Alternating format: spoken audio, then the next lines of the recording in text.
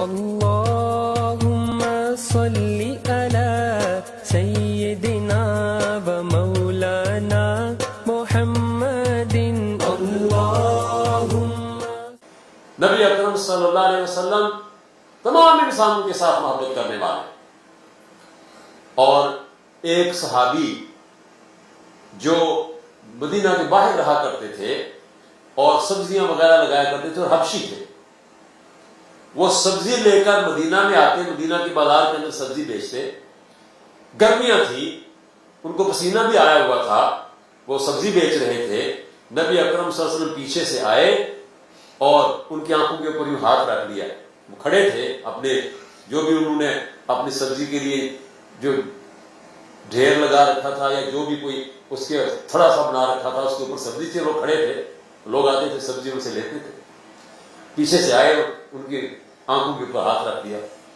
تو وہ اپنے پشت جو ہے وہاں حضور کے ساتھ بالکل جوڑ دی انہوں نے، اور خوب حضور کے ساتھ مل گئے اور کہا مجھے معلوم ہے کہ یہ اللہ کے نبی ہیں جو مجھ سے اتنی محبت کرتے ہیں، ورنہ میرے اس جسم اور میرے اس پسینے کے ساتھ اور کون ہوگا جو اتنی اپنائیت کے ساتھ آ کر لگ جائے گا. ایک اور صحابی تھے، وہ بھی دیہات سے بادیہ سے آیا کرتے تھے، وہ بھی بالکل معمولی حیثیت کے آدمی تھے، اور وہ حضور صلی اللہ علیہ وسلم کے لیے جب نئی سبزی آتی، نیا کوئی پھل آتا تو ہدیہ لے کر آتے، اور نبی اکرم صلی اللہ علیہ وسلم ان کی مہمان نوازی فرماتے اور فرمایا کرتے تھے. ذاکر ان کا نام تھا. ذاکر دیہات میں میرا نمائندہ ہے، میں شہر میں اس کا نمائندہ ہوں. وہ میرا دوست ہے، میں اس کا دوست ہوں. ایک مرتبہ ایک صحابی آئے، محنت مزدوری کرنے والے صحابی، جفاکشی کی زندگی گزارنے والے صحابی، آپ سے ہاتھ ملایا. ان کا ہاتھ محنت کرنے کی وجہ سے کھردرا تھا. آپ صلی اللہ علیہ وسلم نے اس ہاتھ کو پکڑ کر خوب بھینچا، پھر اس کو چوم لیا، اور آپ نے فرمایا کہ یہ ہاتھ جو رزق حلال کمانے کے لیے کھردرا ہو گیا ہے، دوزخ کی آگ اس پر حرام ہے. رزق حلال، رزق حرام اللہ رب العالمین کو اس قدر ناپسند ہے کہ رزق حرام کس کے بارے میں اللہ کے نبی نے ارشاد فرمایا کہ اگر ایک آدمی لمبا سفر کر کے خانہ کعبہ میں پہنچے، اشعث اخبر، اس کے کپڑے بھی غبار آلود ہیں، اس کا جسم بھی غبار آلود ہے، لمبا سفر کر کے آیا ہے اور ہاتھ اٹھا لیے اس نے اور کہتا ہے یا رب یا رب، اے میرے رب اے میرے رب، فانا یستجاب له، اس کی دعا کیسے قبول ہوگی؟ غذی بالحرام، وہ لباس اس کا بھی حرام کا ہے، اس کا خون بھی حرام کا ہے، اس کی خوراک بھی حرام کی ہے.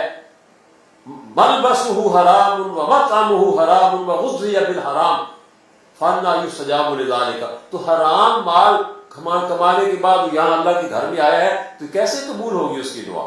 لیکن حلال مال کمانے والا، حلال رزق کے لیے محنت کرنے والا، کھردرے ہاتھ، آپ نے فرمایا اس پر دوزخ کی آگ حرام ہے. اللہ کے نبی صلی اللہ علیہ وسلم نے انسانوں کو تعلیم دی، انسانوں کو زندگی کا سلیقہ سکھایا، انسانوں کے لیے پورا راستہ متعین کر دیا کیسے زندگی گزارنی ہے، اور فرمایا کہ اللہ سے ہمیشہ یہ دعا کیا کرو کہ اللہ تعالیٰ رزق دے، حلال رزق دے. اللہم ارزقنا رزقا حلالا کفافا طیبا واسعا. اے اللہ ہمیں رزق عطا فرما، حلال رزق، وہ جو ہماری ضروریات کو پورا کر دے، پاکیزہ رزق، اور وہ رزق جس کے اندر اتنی وسعت ہو کہ میرا کوئی مہمان آ جائے، میرا کوئی ہمسایہ، میرا کوئی جاننے والا، میرا کوئی رشتہ دار اگر کسی مشکل میں ہو تو میں اس کا بھی ہاتھ بٹا سکوں. یہ نہیں کہ میں بینک بیلنس بنا کر سرمایہ دار بننے کی کوشش کروں، میرے پاس جو زائد ہو میں کسی ضرورت مند کی مدد کر سکوں. نبی اکرم صلی اللہ علیہ وسلم نے زندگی بھر خود سونا جمع نہیں کیا، اور آپ صلی اللہ علیہ وسلم نے ارشاد فرمایا، دیکھیے آپ نے دعا بھی مانگی. دعا میں کیا کہا کہ اے پروردگار مجھے زندگی میں بھی فقر و فاقہ پسند ہے، اور میں جب قیامت کو اٹھوں واحشرنی فی زمراء المساکین، تو قیامت کے دن مجھے نیک اور مسکین لوگوں کے ساتھ اٹھانا.